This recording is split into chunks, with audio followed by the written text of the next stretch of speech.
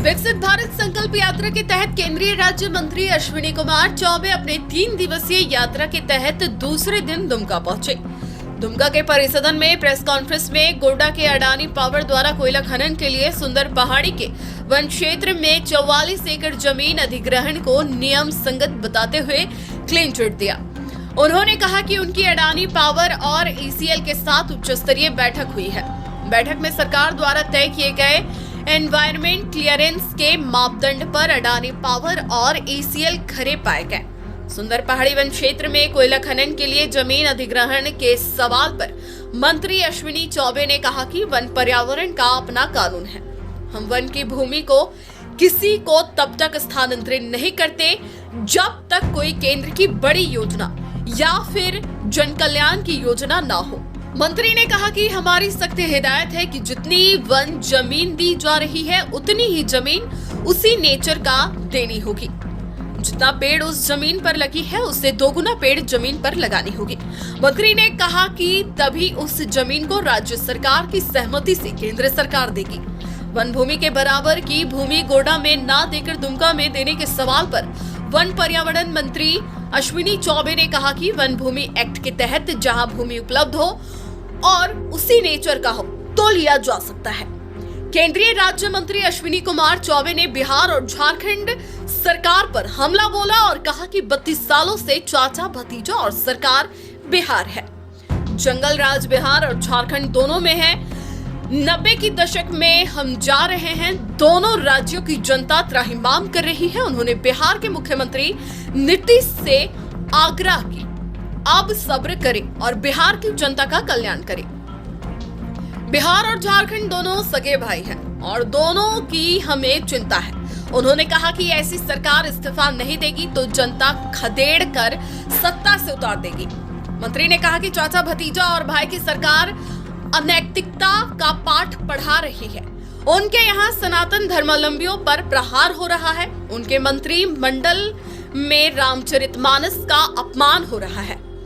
हिंदुत्व को शर्मसार कर रहे हैं। तुष्टीकरण की नीति अपनाई जा रही है। वंशवाद और भ्रष्टाचार को बढ़ावा दिया जा रहा है।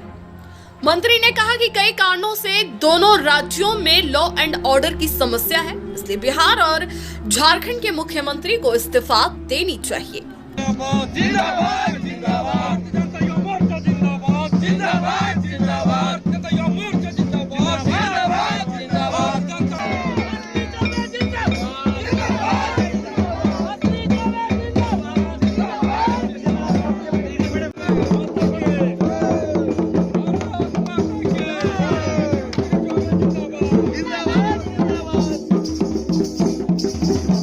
बात चिंता आपने जताई। हमारे यहाँ वो एक्ट के अनुसार प्रावधान है। हम वन की भूमि को किसी को तब तक हस्तांतरित नहीं कर सकते जब तक कुछ इस प्रकार का बड़ा प्रोजेक्ट केंद्र सरकार का या इस प्रकार की चीजों के लिए, और उसमें भी हमारी सख्त हिदायत है कि हम उसके लिए जितना जमीन हम दे रहे हैं, जिस नेचर का जमीन है उसी प्रकार की जमीन आपको देना होगा और उसमें जो वृक्ष लगे उससे दुगुना राशि वृक्षारोपण के लिए उसमें लगाना होगा और तभी हम उस जमीन को राज्य सरकार के सहमति से, राज्य की सहमति से हम केंद्र सरकार उसको मतलब क्लियरेंस देते हैं। राज्य में अगर जहाँ जमीन ना हो तो बगल अगल में कहीं जमीन देंगे, जिस प्रखंड में नहीं हो तो जिला के दूसरे प्रखंड में देंगे। लेकिन मुझे लग रहा है कि वनों का आच्छादन बढ़ाने का है, घटाने का नहीं है। ये एक्ट के अंदर प्रावधान है।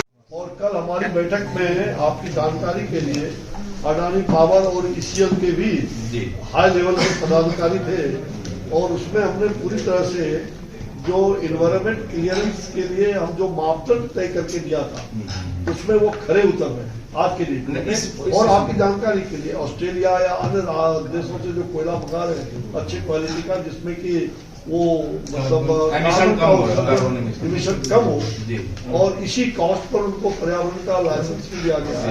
और कल भी जो मैंने देखा जो उनका संज्ञान में लिया, जो वायु गुणवत्ता का उनका मापदंड है और जो हमारे सरकार के और राज्य सरकार जो प्रदूषण नियंत्रण का काम एक्सपर्ट करते हैं वो एक्सपर्ट भी आए थे, कलकत्ता से भी आए थे, रांची से भी हमारे आए थे, झारखंड के भी। अब ये आपने 32 साल से ये चाचा भतीजा और भाई की सरकार बिहार में है।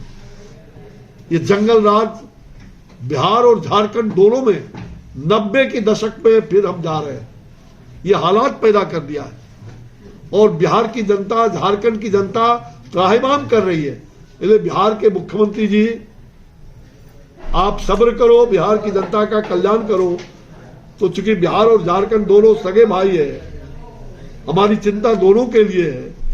तो बिहार में जो आपने प्रश्न पूछा है कि निश्चित रूप से ऐसे व्यक्ति को अगर इस्तीफा नहीं देते हैं तो जनता खदेड़ करके इन लोगों को गद्दी से उतारेगी, इसमें कहीं दो मत नहीं।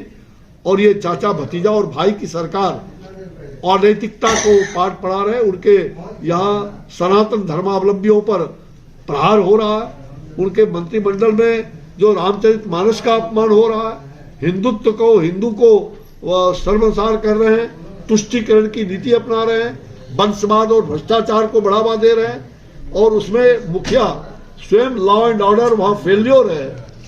जो मैंने कहा कि बिहार और झारखंड में केवल खनन ही एक मुद्दा नहीं है, अनेक कारणों से लॉ एंड ऑर्डर है ही नहीं।